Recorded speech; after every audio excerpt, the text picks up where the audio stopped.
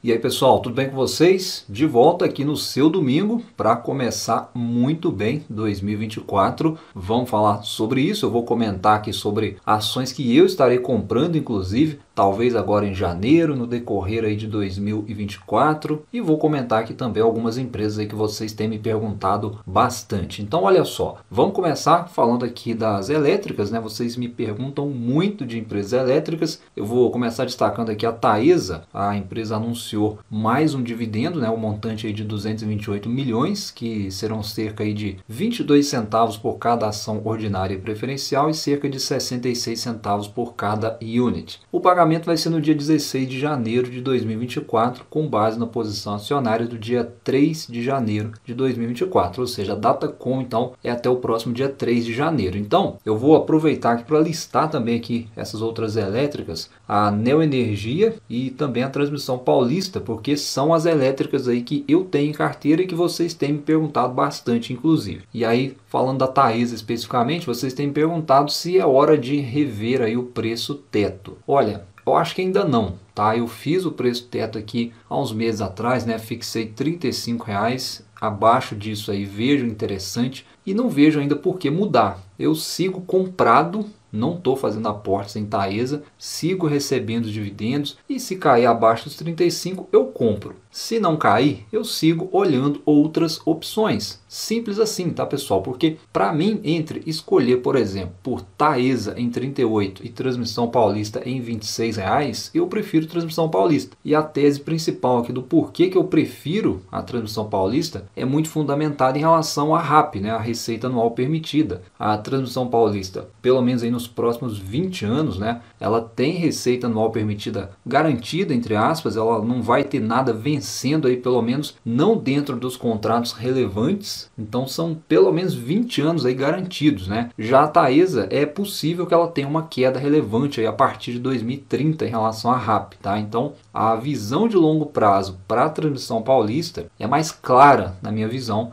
do que para a Taesa. Por isso, né, eu acho que não precisa ter pressa com a Taesa agora. Tem muita gente achando que está perdendo o bonde, né, que a Taesa está subindo, vai subir sem parar, mas tem coisa mais barata na bolsa para olhar, tá pessoal? É isso que eu chamo a atenção aqui. Não quer dizer que a empresa é ruim, não é isso, mas tem coisa boa para estudar além. E agora, falando rapidamente de Neoenergia, né, vocês têm também me perguntado bastante. As ações estão subindo, né? Voltaram a subir de novo. É uma tese que eu trouxe aqui já algumas vezes no canal. Acho que está descontada, né? Mas o preço bom aí para aporte, para mim, é abaixo dos 20. Aqui não é um case ainda para dividendos, mas como eu já trouxe aqui nas teses anteriores, é um case do setor elétrico para crescimento. E na minha visão, né, é ação aí para ficar fortemente no radar em 2024. Como eu já falei nos vídeos anteriores aqui que eu comentei sobre ela, essas empresas ligadas à distribuição de energia e que investem em todo o segmento, né, se a economia melhorar, elas também terão uma melhora significativa, né? E aí em todos os sentidos, porque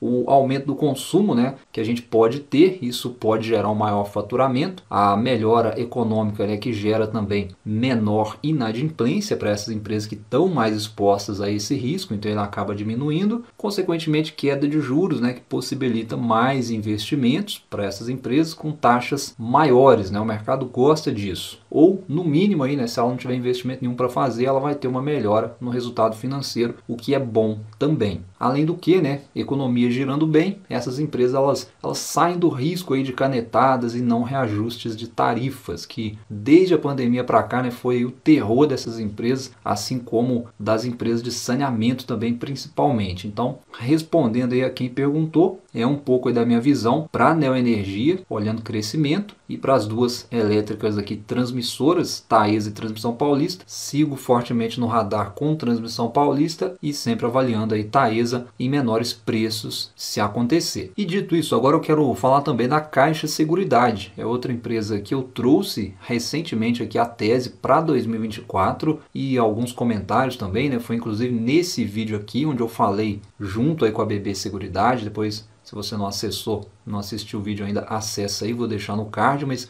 depois desse vídeo vocês me perguntaram muito de Caixa Seguridade. principalmente sobre o ponto aí da queda de juros que eu trouxe aí abordando as duas empresas, né? A pergunta principal foi se a Caixa Seguridade é mais arriscada do que BB Seguridade por conta da exposição dela mais em juros aí do que a BB Seguridade. A tela que eu mostrei na ocasião do vídeo para exemplificar foi essa aqui, né? Onde a gente tem aí 30% oriundo do resultado financeiro, enquanto a BB Seguridade, como eu mostrei, é cerca de 20% aproximadamente resultado financeiro. E aí a pergunta que me fizeram, né? É melhor deixar de lado a Caixa Seguridade, já que a Selic vai continuar caindo? E a resposta é não. Claro que não, né? Não foi isso que eu disse no outro vídeo. Vamos ter atenção aqui, pessoal, porque é uma tese de investimento, né? Você tem que considerar pontos positivos e negativos. Não necessariamente o ponto negativo ele é determinante aí para a sua decisão de investimento. Como eu mostrei no outro vídeo, né? O carro-chefe da empresa é o habitacional. A Caixa é muito forte em financiamentos imobiliários e aí você tem que se perguntar, né? O que acontece com os financiamentos imobiliários em tempos de queda de juros? A demanda aumenta, correto? Então, consequentemente, os seguros desse segmento eles vão aumentar. É como eu já falei aqui antes, banco não faz financiamento sem seguro, não existe isso. Então, a Caixa Seguridade ela pode ter sim uma perda aqui no resultado financeiro por causa da queda de juros, mas de outro lado ela tem uma avenida para explorar no seu negócio principal, que é a venda de produtos de seguros. O racional aqui não é achar ruim porque os juros vão cair, não, é ficar feliz se os juros continuarem caindo, porque aí a empresa vai conseguir rentabilizar muito mais com o seu negócio principal, que é o que gera caixa para a empresa, que são os seguros. E isso vale também para a BB Seguridade. Muitos me perguntaram se vale a pena trocar uma pela outra, né, ou manter as duas. E é o que eu falei no outro vídeo também, né? Se você tem o Banco do Brasil em carteira e você quer vender BB Seguridade para comprar caixa,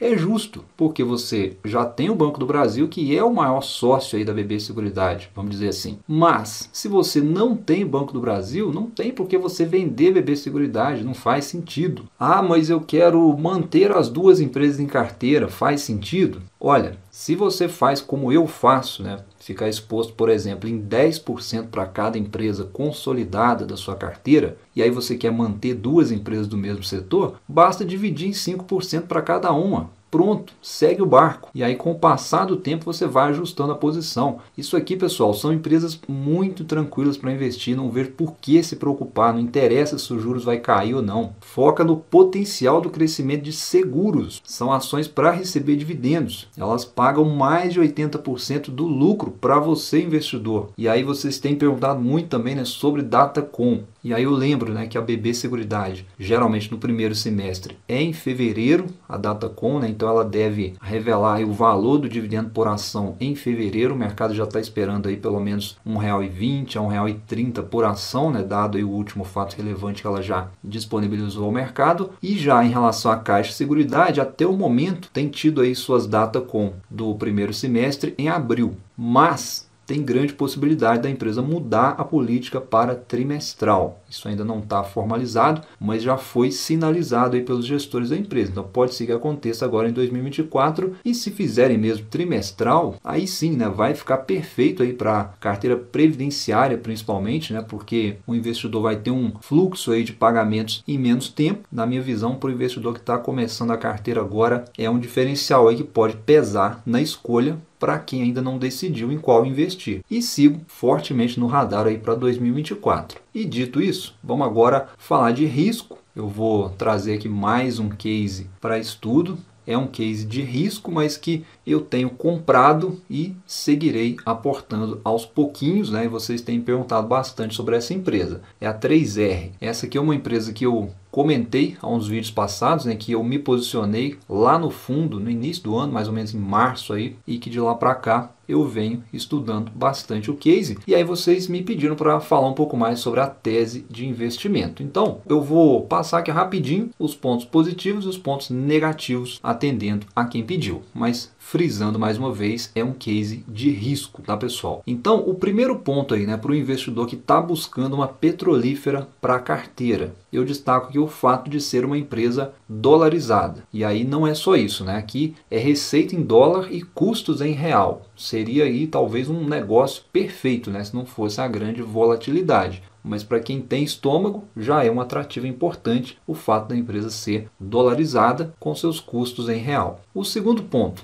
é que a empresa tem uma estratégia bem definida. O negócio da empresa visa aquisições de campos de petróleo, e posterior revitalização, mas para que ela possa fazer nessas aquisições é preciso que esses campos estejam em produção, com reservas certificadas e provadas e principalmente com capacidade de aumento de produção. Ela não vai entrar em qualquer negócio, e com isso a empresa avalia a possibilidade de facilitar, principalmente a questão de logística e infraestrutura. Consequentemente, redução de custo. Então, a tese da empresa no negócio de petróleo é buscar sair do risco exploratório, focando em ativos já existentes, Inclusive, eu trouxe aqui em teses anteriores as aquisições aí que a empresa fez recentemente, incrementando aí o seu portfólio. E aí, aplicada a estratégia que eu acabei de mencionar, de aquisição de bons ativos, o que a empresa vai trabalhar? É em cima disso aqui, aumento de produção. E aí você pode ver que ela tem conseguido entregar esse aumento de produção, consequentemente a receita da empresa vem aumentando e com isso naturalmente ela vai diminuindo seus custos. E esse é o case de 3R. É importante o investidor que está estudando o segmento agora entender é que não necessariamente o lucro,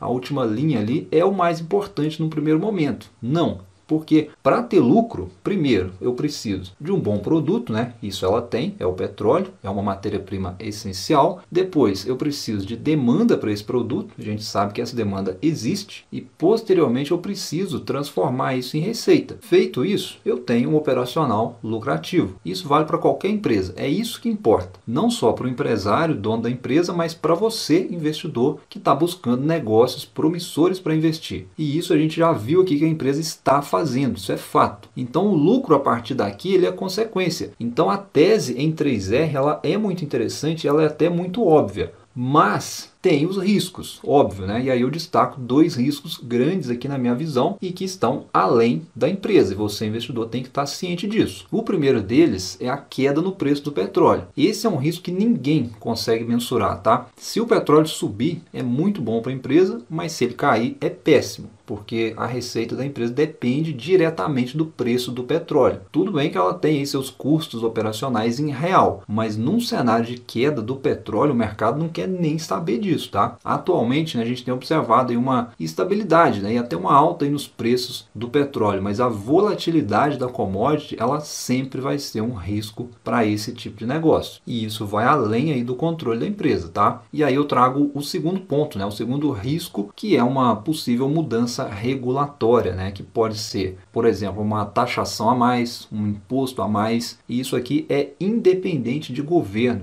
tá, pessoal? Esse é um risco e ponto. Por quê? O petróleo ele é uma commodity que influencia o preço de centenas de produtos e, consequentemente, ele tem peso na inflação. Então, uma mudança regulatória nesse tipo de produto que afeta a vida, e o consumo das pessoas é sempre possível de acontecer. E, mais uma vez, lembrando, isso está além do controle da empresa. Mas, de modo geral, dentro de uma análise, numa tese de investimento, eu vejo o negócio da empresa e a estratégia muito bem desenhada, e os últimos acontecimentos, os últimos ruídos principalmente, deixaram o papel bem atrativo na minha visão, e aí eu comecei a comprar aos pouquinhos ali nos fundos que foram se formando. Na minha visão existe um potencial a destravar, porque o portfólio da empresa já está construído, basta ela seguir trabalhando. E aí uma coisa que vocês me perguntaram bastante também, são as notícias aí de venda de ações por parte do conselho de administração, o pessoal lá de dentro da empresa vendendo as ações, sempre estranho, mas na minha opinião, pessoal, é a mesma coisa que eu falei sobre isso aqui no vídeo do Banco Santander, dos diretores vendendo as ações do Banco Santander. Foi uma ladainha sem fim também aí no YouTube, mas para mim, sinceramente, isso aqui é só notícia para dar cliques, apesar de ser uma notícia verdadeira, porém, isso aqui é comum de acontecer, tá? Os administradores, eles são também investidores minoritários, eles são sardinhas no bom sentido, assim como eu, assim como você, e eles têm o direito de vender, assim como você também tem esse direito.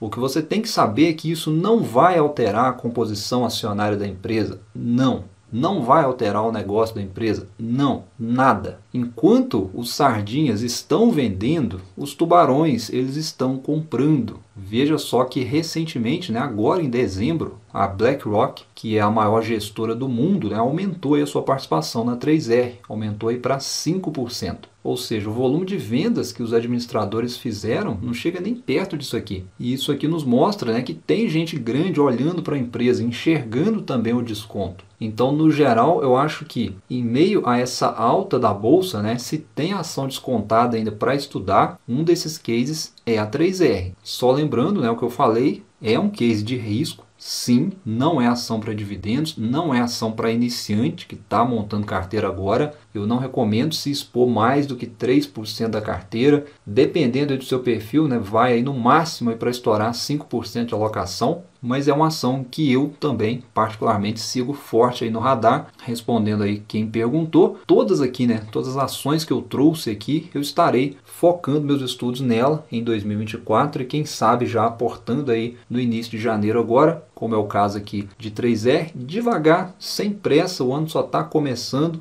Inclusive eu queria saber a sua opinião, né? Me fala aí se você vai investir em alguma dessas empresas aqui agora em 2024. E se você ficou comigo até o momento, até o finalzinho aqui do vídeo, um abraço, bons estudos, um feliz 2024, muito sucesso para todos nós e a gente se fala num próximo vídeo. Até lá!